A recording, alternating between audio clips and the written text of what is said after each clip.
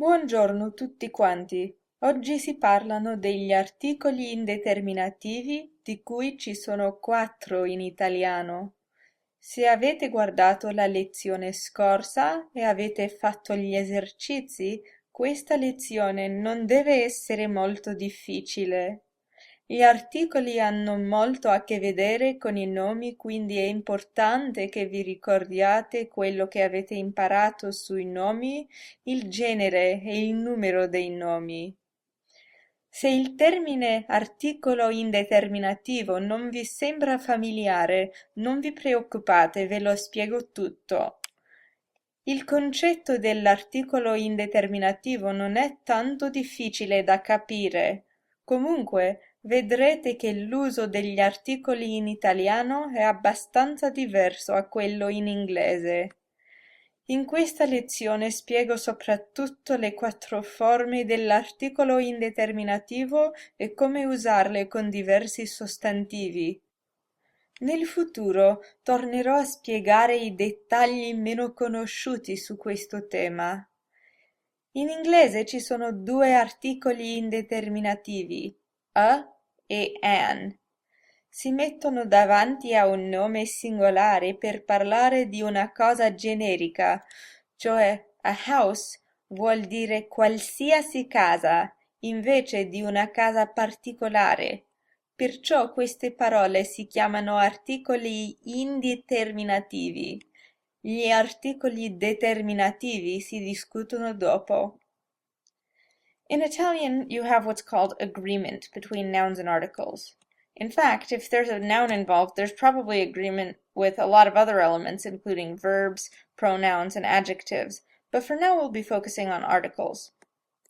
What agreement means in this context is that, like nouns, articles have masculine, feminine, singular, and plural forms that have to match the form of the noun they go with. Indefinite articles are only ever used with singular nouns, so they don't have a plural form. This is just like in English, where a and an only ever come before singular nouns. Indefinite articles in Italian do have masculine and feminine forms. Masculine nouns need to go with masculine articles, and feminine nouns need to go with feminine articles. In total, the indefinite article has 4 forms in Italian, 2 masculine and 2 feminine. Why do you need 4 forms when there are only 2 genders? The answer is that different forms help the sentence flow better and sound better in different situations, much like how we say a in front of nouns that start with a consonant and an in front of nouns that start with a vowel. As you keep in mind, you'll also want to keep in mind that the logic of this is based on what sounds good and flows well to Italian ears, so it may or may not be intuitive for you. The masculine indefinite articles in Italian are un and uno. Most of the time you'll use un. This is a situation where I think it's a good idea to think in terms of rules and exceptions. The way I think of this is that you'll always use un, except in a few situations I'll describe in a minute.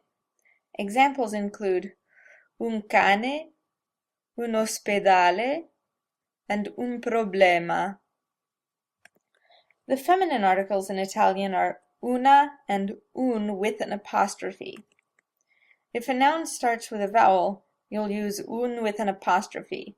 In all other cases, you'll use una. Examples include una aula, una spiegazione, and una video. Now let's talk about the relatively unusual situations where you use the masculine article uno. If a masculine noun starts with an S plus another consonant, uno is the article to use. This is by far the most common use of uno. Examples include uno sposo, uno sbaglio, and uno schema. The second case where you'd use uno is with masculine nouns that start with zeta. A common example is uno zio. Other examples would include uno zaino and uno zampone. The third case for uno is masculine nouns starting with ñ. The only example of this you're likely to use anytime soon is uno gnocco.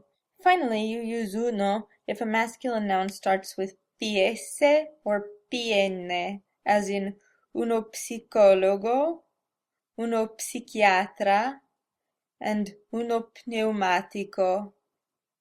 So if you're working with a masculine noun, the article that goes with it is going to be un, unless it falls into one of these four cases. There are a couple exceptions, but they are so unusual that learning them would probably be pointless right now and would make this seem a lot more confusing than it has to be.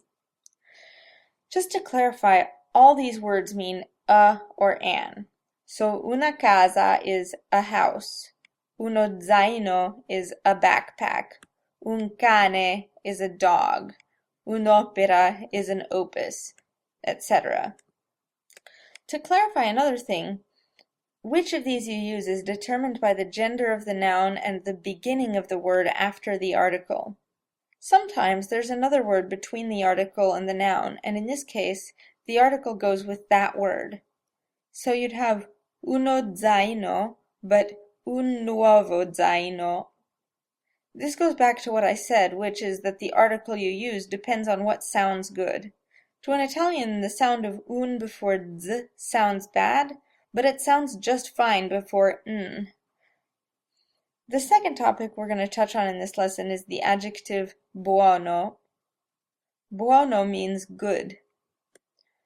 Adjectives also have to agree in gender and number with the noun that they modify. Buono goes before the noun it modifies, but after the article, and it forms a lot like an article. The forms of buono are buon, buono, buona, and buon with an apostrophe. Again, buon and buono are masculine forms, and buona and buon with an apostrophe are feminine forms. You pick which one to use just like we did with the articles. Un buon amico, un buono zio, una buona torta, and una buona idea. Compiti for this lesson are esercizi A, D, a pagina 33. The answer key is linked in the description. I'd also like you to read the Nota Culturale a pagina 34. If you have questions, I do answer any questions that have been posted in the comments. I've gotten a few emails from folks asking questions, but I really encourage you to leave them in the comments so others can hear the answers as well. I promise you're not the only person with your question. If you need more help, like tutoring or a conversation partner, I'm available for tutoring over Skype or in person if you live in Bloomington, Indiana. If you found this video helpful, please subscribe to this channel and like my Facebook page so you can be sure to get updated when I put up the next lesson, which will be il presente del verbo avere. Grazie e arrivederci!